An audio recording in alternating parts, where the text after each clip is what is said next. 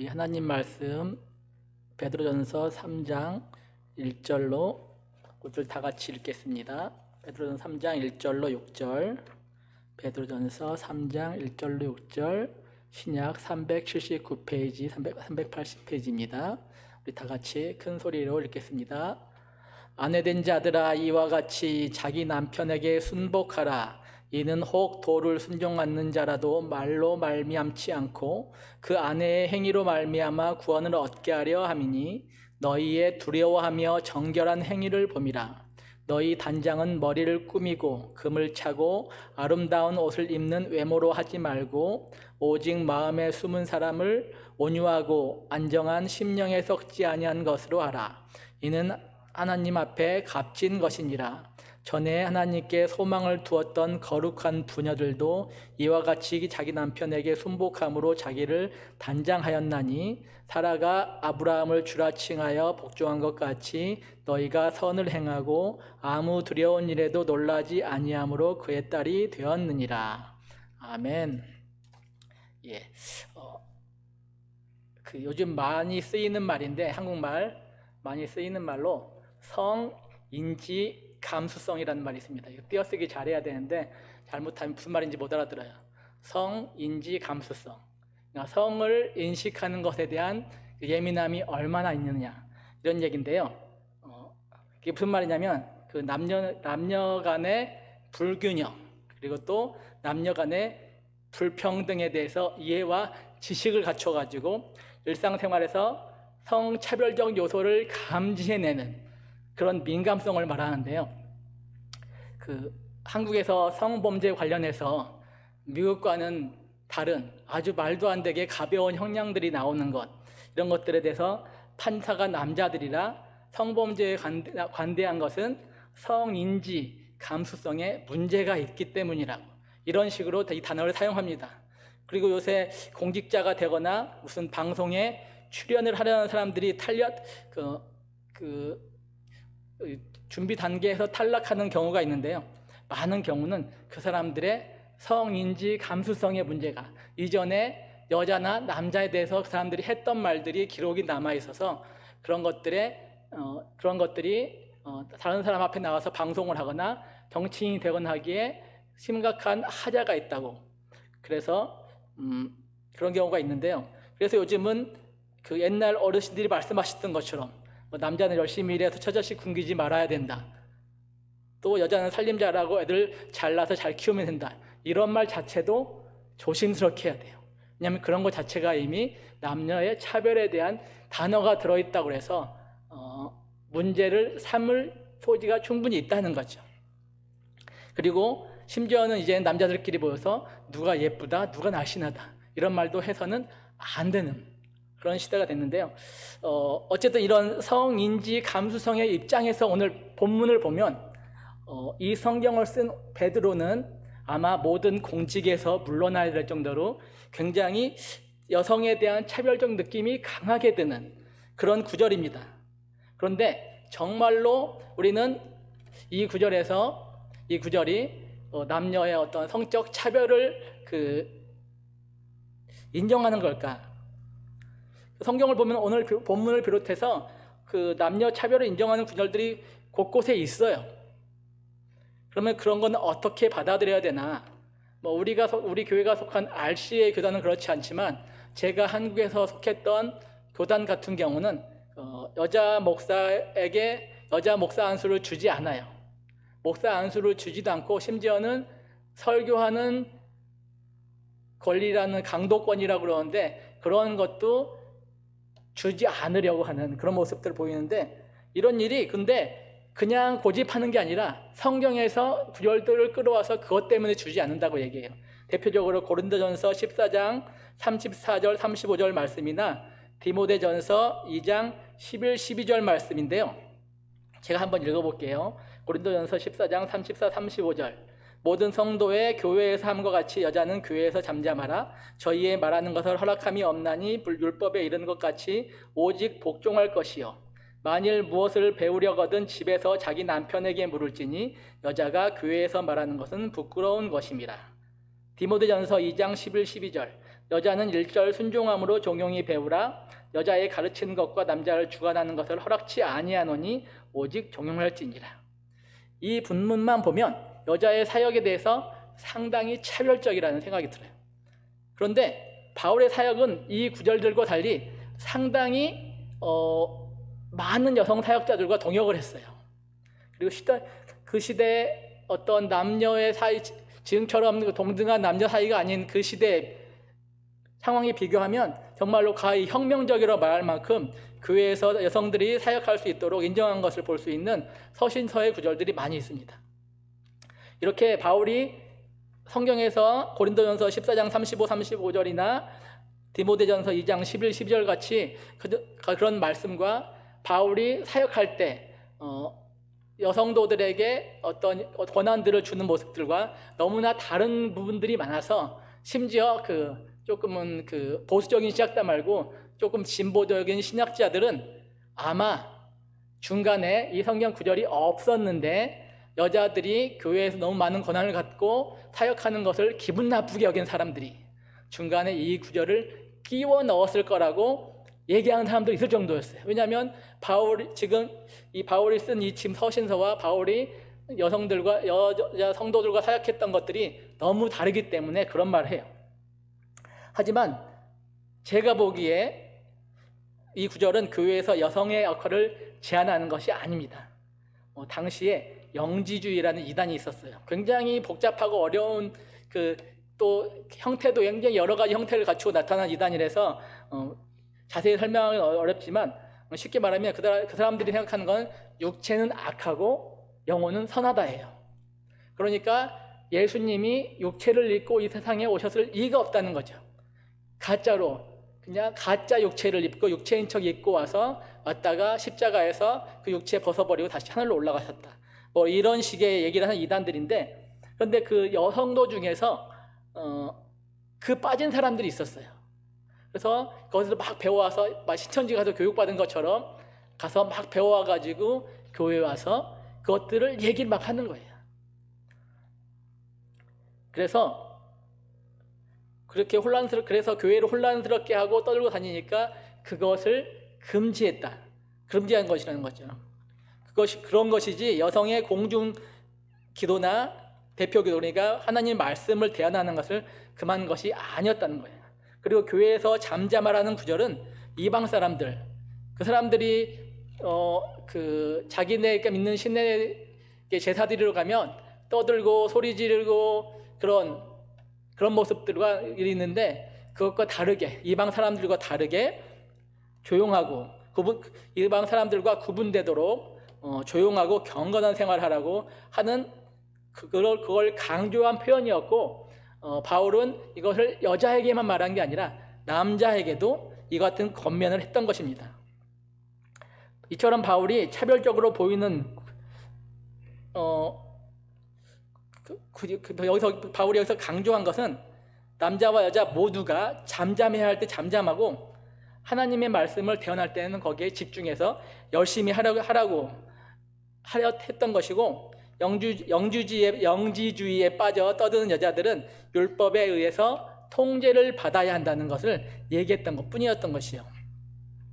신약성경과 그리고 신약성경 이후에 초대교회 기록들을 보면 바울은 우리가 방금 읽었던 고린도전서 14장 34, 35절 그리고 디모데전서 2장 11, 12절과는 달리 사역 초기부터 기독교 공동체에서 여인들에게 굉장히 중요한 역할을 맡겨서 수행하게 했다는 사실을 분명히 알 수 있습니다. 예를 들어 로마서 마지막 16장에서 바울은 로마 교회 여러 사람들에게 안부 인사를 하는데요. 물론 거기에 많은 수가 남자들의 이름이 나오지만 여자애들의 이름도 심심치 않게 나온다는 거죠. 그래서 그 안부 인사를 할 때 바울은 교회 안에서 위치가 남자 교인들에게 전혀 뒤지지 않는 여인들을 거명하고 있는데요. 첫째로 겐그리아 교회의 집사인 베베 같은 사람이에요.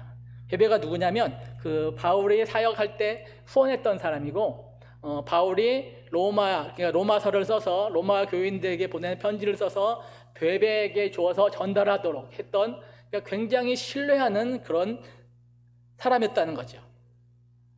그리고 브리스길라에 대해서도 로마서에서 언급하는데요. 다들 아시는 것처럼 바울의 동역자인 브리스길라는 남편 아굴라와 함께 이방 선교를 책임지고 있었으며 기독교 공동체들이 교회들이 자기 집에 모임을 할 수 있도록 또 지원했었고, 그리고 브리스길라가 직접 하나님의 말씀을 가르치는 일도 했다고 또 나와 있습니다. 그 외 여러 여인들 가운데 가장 관심이 가는 인물이 하나 있는데 로마서 16장 7절에 보이면 유니아라는 사람이 나와요. 우리 로마서 16장 7절 한번 읽어볼까요? 제가 읽을게요. 내 친척이요 나 함께 갇혔던 안드로니고와 유니아에게 문안하라. 저희는 사도에게 유명히 여김을 받고 또한 나보다 먼저 그리스도 안에 있는 자라. 무슨 말이냐면 저희는 사도에게 유명히 여김을 받고, 이 말이 되게 헷갈리고 이상한 말이다 싶은데 이게 원문에 보면 무슨 말이냐면 사도들 가운데서 가장 뛰어나다.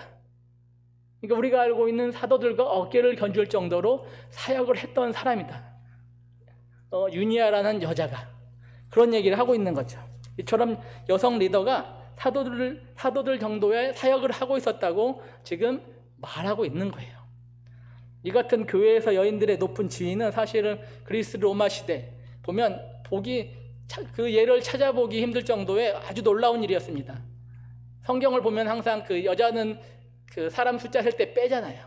왜냐하면 온전한 사람이 아니라고 생각했기 때문에 빼는 거예요.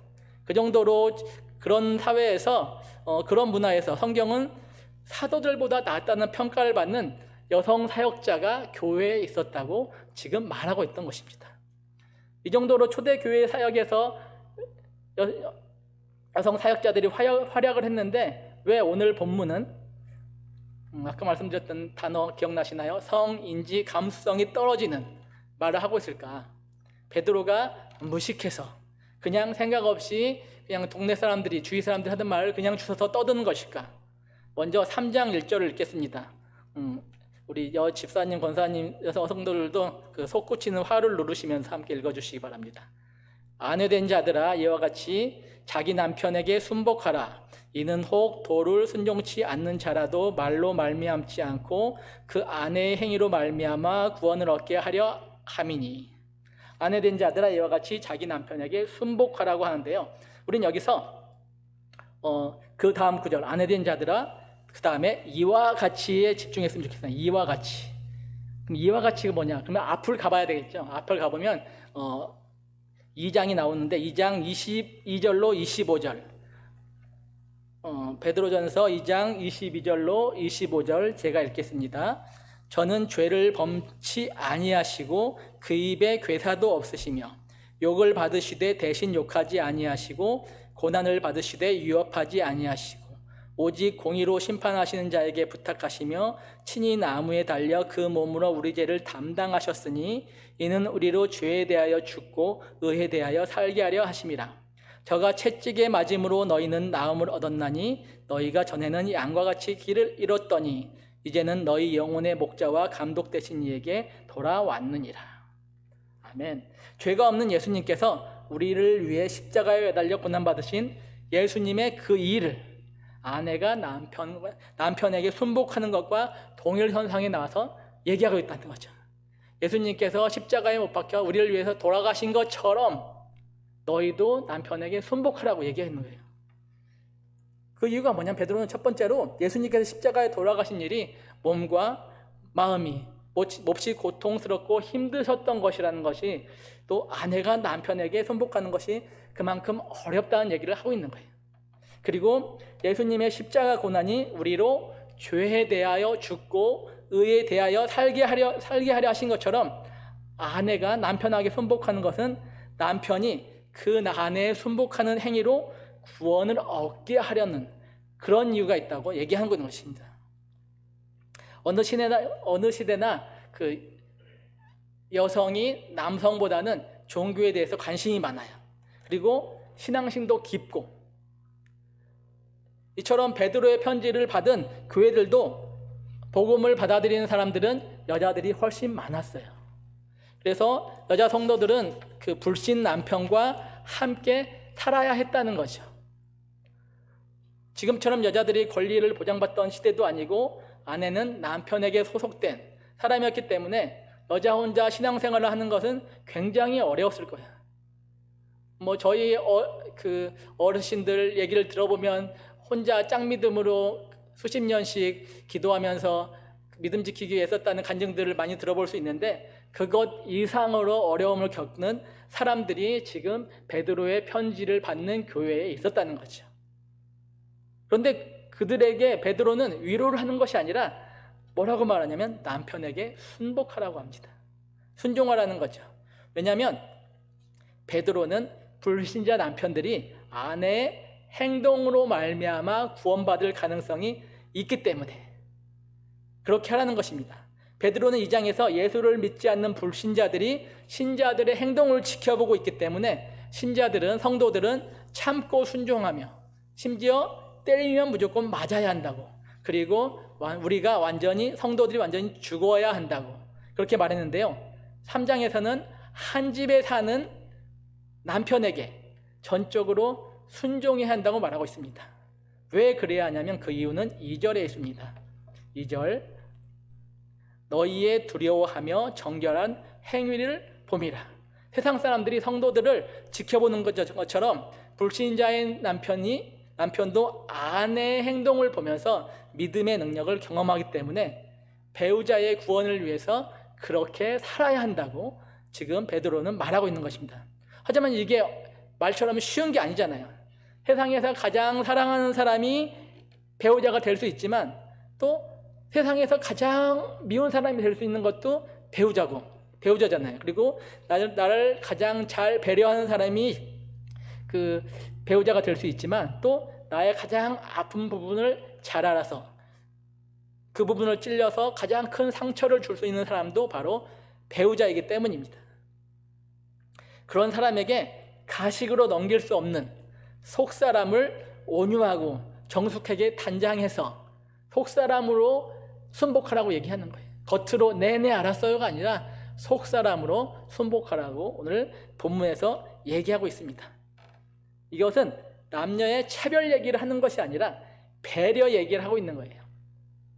신앙으로 볼 때 지금 불신자인 남편보다 신자인 아내가 강자입니다.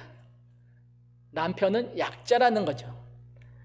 그러면 신앙의 약자를 배려하기 위해서 신앙의 강자인 아내에게 남편에게 순복할 것을 요구하는 것이죠. 그것이 바로 배려라는 것이죠. 근데 그게 여자만 그렇게 살라는 건 아니라고 저는 해석한다 봐요. 여기에는 여자만 나와 있지만 반대로 남편이 믿음을 갖고 있고 신앙에서 강자이며 아내는 믿음을 갖고 있지 않은 신앙의 약자라면 남편이 아내에게 할 수 있는 모든 것을, 신앙을 포기하는 것 외에는 할 수 있는 건 모든 걸 다 함으로써 그 마음을 얻는 작업들을, 그 마음을 얻는 일들을 해야 된다는 거죠. 그렇기 때문에 아내는 단순히 남편이기 때문에 순복하는 것이 아니라 무조건 대접을 해줘라 이게 아니라 아내가 신자이기 때문에 불신자인 배우자의 구원을 위해서 할 수 있는 모든 것을 하라는 그런 말을 한 것입니다. 물론 억울할 수도 있어요. 내가 왜 지금까지 힘들게 살았는데 또 왜 이렇게 말할 수 있지만, 하지만 예수님은 우리를 위해서 억울한 십자가를 기꺼이 지셨다는 것들을 믿는 우리라면 우리도 배우자를 위해서 십자가를 지는 것이 당연한 것이라고 베드로 사도는 말하고 있는 것입니다. 지난 여름 처음으로 제가 엘살바도르 선교팀에 따라가서 많은 은혜를 받았는데요. 기온이 37, 8도니까 100도가 넘죠.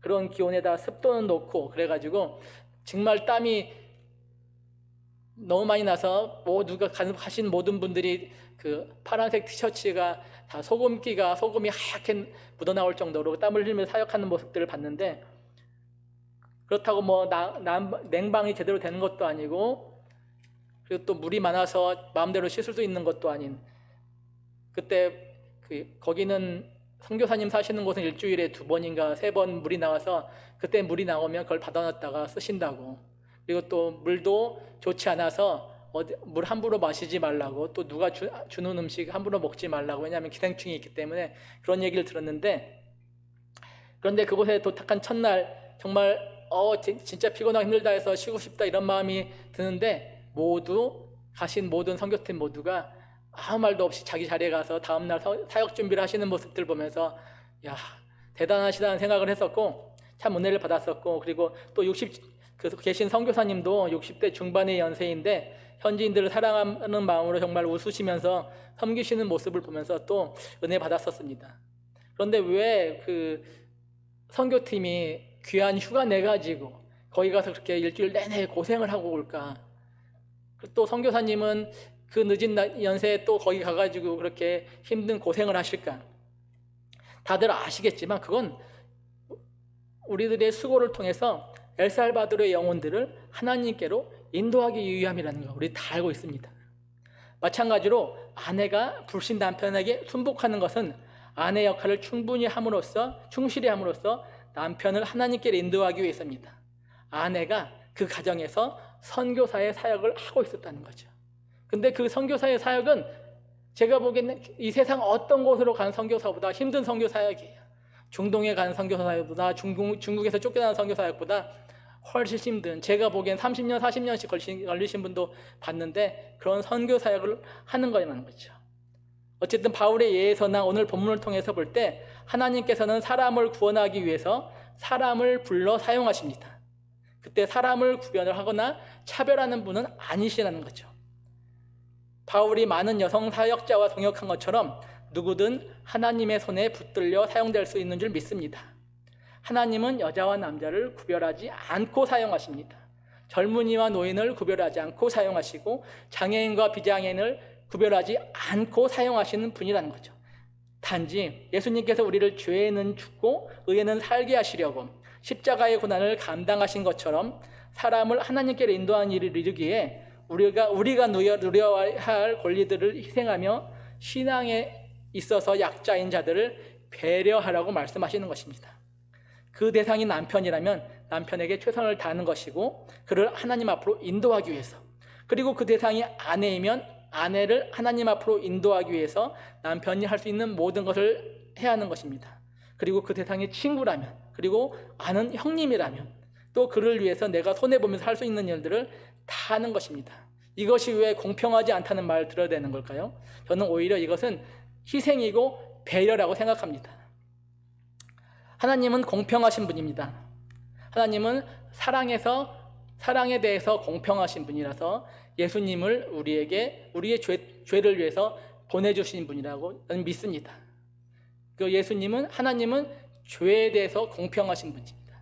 예수를 믿지 않는 모든 사람은 그 죄가로서 하나님의 벌을 피하지 못할 것입니다. 또 하나님은 당신의 사역을 위한 소명에서 공평합니다. 하나님께서는 부르신 모든 자에게, 하나님께서 그분들 모두에게 하나님의 뜻을 이루도록 소명을 주신 것을 믿습니다. 우리를 죄에서 죽고 의에서 살게 하시려고 십자가의 고난을 감당하신 예수님처럼 공평하신 하나님께 붙들려 나에게 붙여주신 사람들을 하나님 앞으로 인도해내기 위해서 내가 할 수 있는 모든 일들을 함으로써 하나님의 일들을 이루어드리는 저와 여러분이 되시기를 간절히 축원합니다. 아멘. 하나님 감사합니다. 우리를 죄에서 죽고 의에는 살게 하시려 하나님의 독생자께서 받으신 고통을 다시 한번 기억합니다. 주님처럼 우리도 우리 곁에 두신 사람들을 하나님 앞으로 인도하기 위해 기꺼이 내 권리를 포기하고 최선을 다해 배려하는 삶을 살아내도록 하여 주시옵소서. 코로나 바이러스로 인해 고통받는 가정들의 기꺼이 서로 손복함으로써 하나님의 은혜를 누리는 배려가 있게 하여 주시옵고 속히 얼굴을 보며 하나님을 찬양하며 예배하는 날이 올 수 있도록 은혜 허락하여 주시옵소서. 그리고 교회를 이끄신 이풍산 목사님께서 교회를 위해 기도하시며 목양하실 때마다 많은 위로가 있게 하여 주시옵고 우리 교회가 몸은 떨어져 있지만 성령 안에서 우리의 신앙은 날마다 가까워지도록 또한 은혜 내려 주시옵소서. 귀한 은혜 주실 줄 믿고 감사드리며 예수님의 이름으로 기도드립니다. 아멘.